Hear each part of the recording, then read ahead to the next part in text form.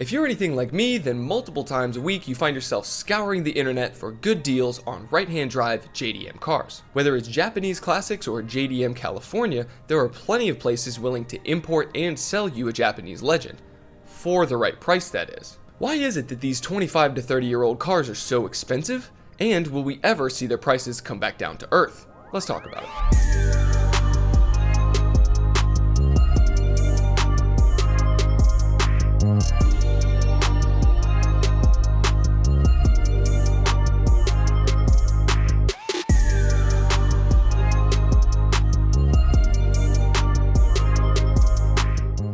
What's going on, guys? Welcome back to the channel. My name is Sean, and today we are talking about why even the most basic of JDM imports has seen their price absolutely skyrocket over the last few years. But before we jump right in, go ahead and drop this video a like. And if you enjoy seeing car content and build videos just like this, make sure you subscribe to the channel so you don't miss out. Again, as we go through this video, make sure you check out the timeline. I'm going to have it broken up into all the different sections we're going to talk about. So first things first, we've got to understand supply and demand. If there's a big supply of 30-year-old cars, the prices are going to be fairly low. If there is a short supply of these cars but there's high demand for them, then the prices are going to be higher. If a lot of folks want something, then the people who are selling it are going to charge a higher price because they know that the people who want it are willing to pay up. So in the case of JDM Classics, as we continue to import and purchase these cars from the 80s and 90s, there become fewer models available for sale.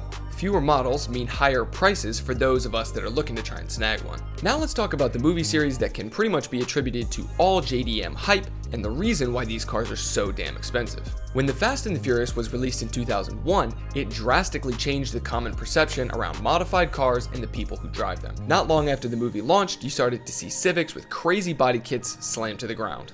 The once commonplace Toyota sports car, the Supra, soon became nearly impossible to find for sale. Acura Integras, Volkswagen Golfs, and Mitsubishi Eclipses all started appearing with big wheels and loud exhausts. The Fast and Furious hype was already in full swing when the second movie dropped. I'm sure many of us have a special place in our hearts for Brian's R34 Skyline GTR from the opening sequence of Too Fast, Too Furious. And just like we fell in love with the characters of the series, we started to romanticize the cars as well. I remember watching Too Fast as a high school kid thinking that the warehouse scene at the end of the movie was one of the greatest pieces of film history ever. So many people with so many dope cars all coming together to help the team out. But it's exactly this kind of hype that has driven the price of these cars through the roof. Some of the JDM cars in the movie were not even available to be imported for years after the movie came out. And some of them, like the R34 Skyline, still aren't available for sale unless you jump through a bunch of hoops or pay tens of thousands of dollars skirting around the strict import laws. Low mileage, good condition examples of these tuner cars are hard to come by, and when you do find them on sites like Bring a Trailer, they're listed for super inflated price tags. These cars are the ultra premium examples that people like collectors are willing to pay for. And people like you and people like me are just not going to be able to afford that. When a near perfect example of a low miles Acura Integra sells for 80 grand over on Bring a Trailer, the guy who's selling his daily on Facebook Marketplace lists it for 30,000 thinking that's a reasonable price. So really it's all about perception, the current state of the JDM car market, as well as the ideological inflation that we place upon it. Speaking of inflation, that brings us to the elephant in the room. The economy.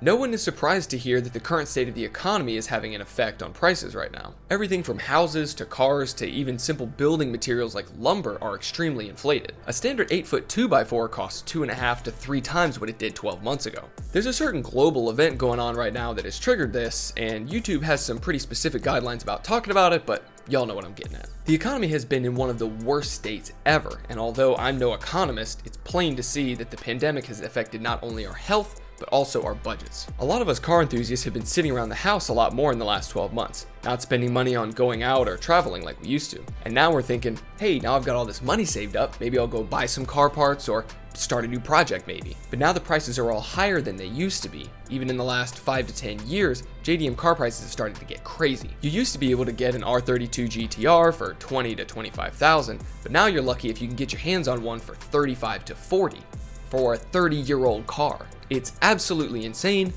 but I still really won't.